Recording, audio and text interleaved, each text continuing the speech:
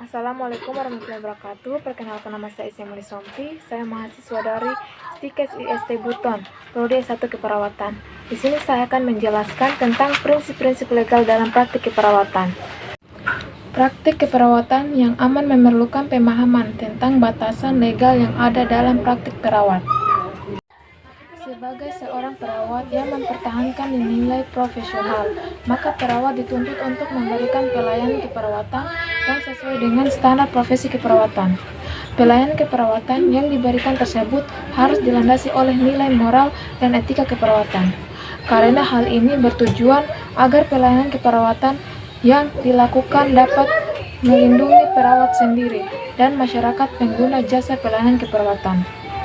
Penyimpangan pelayanan keperawatan yang diberikan dan tidak sesuai dengan standar profesi keperawatan, serta tidak sesuai dengan nilai moral maupun etik, maka dapat dikaitkan dengan masalah malpraktek. Undang-Undang Praktik Keperawatan Nomor 38 Pasal 29, Tugas dan Wewenang. Dalam menyelenggarakan praktik keperawatan, perawat bertugas sebagai: yang pertama, memberikan asuhan keperawatan; yang kedua, penyuluh dan konselor bagi klien; yang ketiga, pengelola pelayanan keperawatan; yang keempat, peneliti keperawatan; yang kelima, pelaksanaan tugas berdasarkan pelimpahan wewenang dan pelaksanaan tugas dalam keadaan keterbatasan tertentu.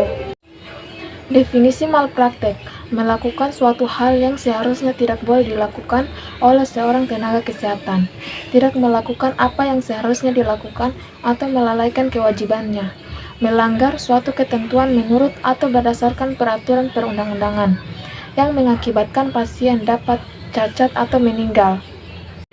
Resiko malpraktek: yang pertama, assessment errors, termaksud kegagalan mengidentifikasi informasi yang diperlukan. Yang kedua, planning errors, salah satu mencatat masalah, mengkomunikasikan, memberikan asuhan keperawatan, dan memberikan instruksi yang dapat dimengerti oleh klien. Yang ketiga, intervensi errors, termaksud menginterpretasikan dan melaksanakan tindakan kolaborasi. Yang paling berbahaya adalah pemberian obat. Dikatakan malpraktik bila penggugat dapat menunjukkan: yang pertama, duty, yaitu melakukan kewajiban berdasarkan standar keperawatan; yang kedua, breach of the duty, yaitu pelanggaran terjadi sehubungan dengan kewajibannya, menyimpang dari yang seharusnya dilalaikan menurut standar profesinya; yang ketiga, injury, yaitu seseorang mengalami cedera atau kerusakan; yang keempat, proximate cause, yaitu cedera yang terjadi secara langsung berhubungan dengan pelanggaran kewajiban perawat terhadap pasien. Kelalaian. Kelalaian adalah segala tindakan yang dilakukan dan dapat melanggar standar sehingga mengakibatkan cedera atau kerugian orang lain. Jenis-jenis kelalaian. Bentuk-bentuk dari kelalaian menurut Sampurno sebagai berikut. Yang pertama, malfeasance, yaitu melakukan tindakan yang melanggar hukum atau tidak tepat atau layak, misalnya melakukan tindakan keperawatan tanpa indikasi yang memadai atau tepat. Yang kedua, malfeasance, yaitu melakukan pilihan tindakan keperawatan yang tepat tetapi dilaksanakan dengan tidak tepat, misalnya melakukan tindakan keperawatan dengan menyalahi prosedur. Yang ketiga, nonfeasance, adalah tindakan melakukan tindakan keperawatan yang merupakan kewajibannya, misalnya pasien seharusnya dipasang pengaman tempat tidur tapi tidak dilakukan. Dampak kelalaian yang terjadi: 1. Terhadap pasien. A. Terjadinya masalah akibat kelalaian dalam pemberian obat yang dapat menimbulkan masalah baru. B. Biaya rumah sakit bertambah akibat bertambahnya hari rawat. C. Kemungkinan terjadi komplikasi, munculnya masalah kesehatan atau keperawatan lainnya. D. Terdapat pelanggaran hak dari pasien, yaitu tidak mendapatkan perawatan sesuai dengan standar yang benar.